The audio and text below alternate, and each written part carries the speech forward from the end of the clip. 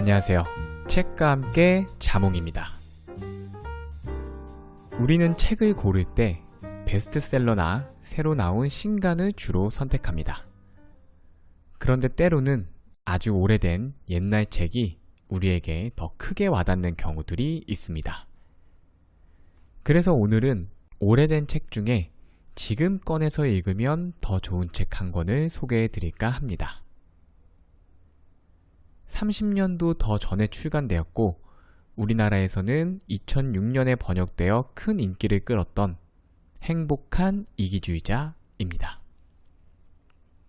모두가 행복한 삶을 꿈꾸지만 생각처럼 쉽지 않습니다. 행복에 이르는 과정도 부단한 노력과 연습이 필요합니다. 가만히 앉아 행복만 바란다고 저절로 오는 게 아니란 이야기죠. 책의 저자 웨인 다이어 박사는 이 책을 통해 행복에 이르는 접근법을 소개하고 있습니다.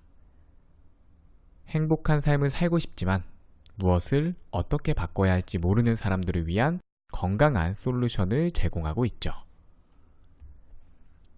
자, 그럼 지금부터 행복한 이기주의자가 알려주는 행복 레시피를 살짝 공개해 보도록 하겠습니다. 책은 두 가지 중요한 가정에서부터 출발합니다. 이 가정을 토대로 저자가 고안한 행복해지기 위한 여러 가지 방법들이 소개되고 있습니다. 이 두 가지 가정은 무엇일까요? 첫 번째는 감정은 선택이라는 것입니다. 짜증이 날 때, 누군가에게 화를 낼 때, 혹은 몹시 우울해질 때, 우리는 그렇게 될 수밖에 없는 상황이 있었다고 생각합니다. 그 상황 때문에 어쩔 수 없이 이런 감정들이 생겼다고 믿는 것이죠. 하지만 그렇지 않습니다. 사실 그 감정들은 내가 선택한 것입니다. 차가 심하게 막힐 때, 어떤 사람은 몹시 짜증을 내지만 어떤 사람은 편안하게 음악을 듣습니다.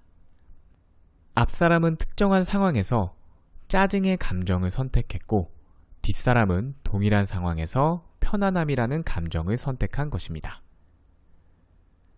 이처럼 우리는 스스로의 감정을 선택할 수 있습니다. 이러한 발상의 전환이 왜 중요할까요? 나의 감정이 내 선택임을 알면 외부 환경에 휘둘리지 않고 주체적인 삶을 살 수 있기 때문입니다. 내 감정이 외부 환경 때문에 생겨나는 어쩔 수 없는 것이라면 우리는 행복해질 수가 없습니다. 외부 환경이 충족될 때만 비로소 행복감을 느낄 수 있는데 모든 환경이 내가 원하는 대로 갖춰질 리는 없으니까요. 반면 내 감정을 내가 선택하게 되면 행복해질 수 있습니다. 환경에 관계없이 내 의지대로 내 삶을 컨트롤할 수 있으니까요. 그래서 행복해지기 위해서는 내 감정을 내가 선택할 수 있다는 사실을 인지하는 것이 매우 중요합니다. 두 번째 가정은 살아있음의 유일한 증거는 성장이라는 것입니다. 현미경으로 돌멩이를 자세히 들여다보면 돌멩이는 변하지 않습니다. 그냥 계속 똑같이 있습니다. 반면 산호초를 관찰해보면 계속 성장하며 변하고 있다는 것을 알 수 있습니다. 살아있는 꽃과 죽은 꽃은 어떻게 구별할까요? 죽은 꽃은 성장하지 않지만 살아있는 꽃은 성장합니다. 끊임없이 변화하죠. 이처럼 살아있음의 유일한 증거는 성장입니다. 성장하지 않는 것은 죽은 것과 다름이 없습니다. 돌멩이처럼요. 이것은 우리의 정신세계, 마음에도 그대로 적용이 됩니다. 내면을 살찌우고 날마다 성장하는 사람은 살아있는 사람입니다. 반면 아무런 성장도 하지 않고 계속 제자리에 있는 사람은 정신이 죽은 거나 다름이 없습니다. 정신이 죽어 있는데 행복할 리가 없겠죠. 이 두 가지 가정을 밑바탕에 깔고 이제 행복에 이를 수 있는 구체적인 접근법을 제시해 드리도록 하겠습니다. 우리가 보다 행복해질 수 있는 확실한 방법 한 가지는 바로 꼬리표를 떼는 것입니다.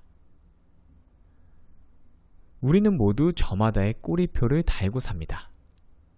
나는 내성적이야. 나는 키가 작아. 나는 그림을 못 그려. 등등. 이런 꼬리표들은 남들이 나에게 붙여준 것도 있고 내가 스스로 그렇게 여기고 있는 것도 있습니다. 문제는 꼬리표 자체가 아니라 꼬리표가 해로운 방향으로 작동하는 경우가 많다는 것입니다. 꼬리표는 성장과 변화를 방해합니다. 또한 삶을 색다르고 재미있게 그리고 현재의 순간순간을 충만하게 살 수 없도록 가로막습니다. 과거의 나를 규정짓는 꼬리표에 갇혀 한치도 나아갈 수 없는 것이죠. 꼬리표에 갇히면 이런 사고방식이 나를 지배하게 됩니다. 나는 원래 그래. 어쩔 수 없어. 난 항상 그래왔어. 그게 바로 나야. 최악의 경우 나를 규정하는 무한 루프에 빠져 평생을 보내게 됩니다. 예를 들면 이런 거죠. 나는 내성적이야. 저 매력적인 사람들을 봐. 한번 다가가 볼까? 안 돼. 나는 안 돼. 왜냐하면 나는 내성적이야. 저 매력적인 사람들을 봐. 한번 다가가 볼까? 안 돼. 나는 안 돼. 왜냐하면 나는 내성적이야. 이게 계속 평생 반복이 되는 거죠. 꼬리표는 이처럼 우리 인생에 무시무시한 악영향을 미칩니다. 그래서 행복해지기 위해서는 나를 규정하는 이러한 꼬리표를 과감히 떼어낼 필요가 있습니다. 지금 우리에게 필요한 유일한 꼬리표는 딱 한 가지입니다. 나는 꼬리표를 떼어내는 사람이다. 이거죠. 행복해지기 위한 또 다른 방법은 자책과 걱정을 하지 않는 것입니다. 일생을 통해 도움이 되지 않는 두 가지 감정이 바로 자책과 걱정입니다. 자책과 걱정이 나쁜 이유는 현재를 갉아먹기 때문입니다. 자책은 과거에 있습니다. 과거에 했던 일 혹은 하지 않았던 일을 현재까지 끌어와서 현재에 충실하지 못하도록 만듭니다. 반면 걱정은 미래에 있습니다. 아직 일어나지도 않은 미래의 일을 끊임없이 걱정하며 현재의 나를 괴롭힙니다. 자책과 걱정이 많을수록 현재에 집중하기 어렵습니다. 그 어느 때보다 가장 소중한 지금 이 순간순간을 만끽하지 못하게 되는 것이죠. 이렇게 되면 행복은 멀어질 수밖에 없습니다. 자책과 걱정이 우리 일생에 아무런 도움이 되지 않지만 우리가 자책과 걱정을 하는 이유는 보상심리 때문입니다. 자책을 하면 현재 만족스럽지 않은 이유를 모두 과거 탓으로 돌릴 수 있습니다.